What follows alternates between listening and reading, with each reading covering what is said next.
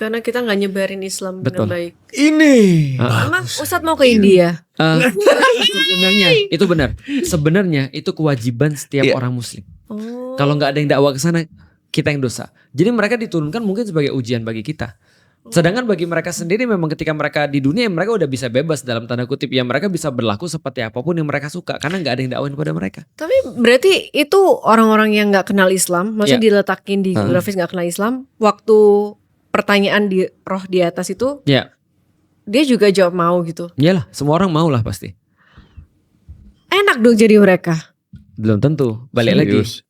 Iya. Jadi gini In a way yang jadi ujian mereka apa berarti? Iya, ujian mereka kan mereka nggak ngerti hidayah, mereka nggak ngerti aturan Islam. Mereka ngebunuh juga nggak berdosa karena mereka nggak tahu. Tapi cuma gini, problematikanya gini, coba bayangin kalau seandainya satu society nggak ada agama sama sekali ya, terus mereka bunuh orang, pasti kan orang lain kan pastinya kan merasa sakit hati kan.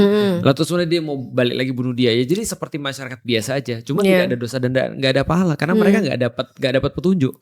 Dari mana mereka tahu membunuh tuh salah, atau dari mana mereka tahu misalnya berzina tuh nggak boleh gitu misalnya. Ya gampangnya udah kayak hewan sebenarnya.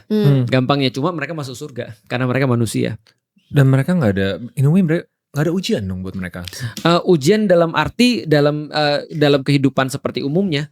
Ujian cari duit susah gitu misalnya, atau berkeluarga istrinya ngamuan. Survival lah. Iya, survival. Biasanya kan kalau tribe gitu kan sebarbar-barbarnya mereka tetap ada rulesnya kan. Rules yang menjaga agar tribe mereka tidak hilang. Nah ketika mereka melanggar rules dari tribe mereka itu hitungannya udah jadi dosa versi mereka. Tapi tidak masuk ke dosa versi Allah karena mereka nggak dapat Islam.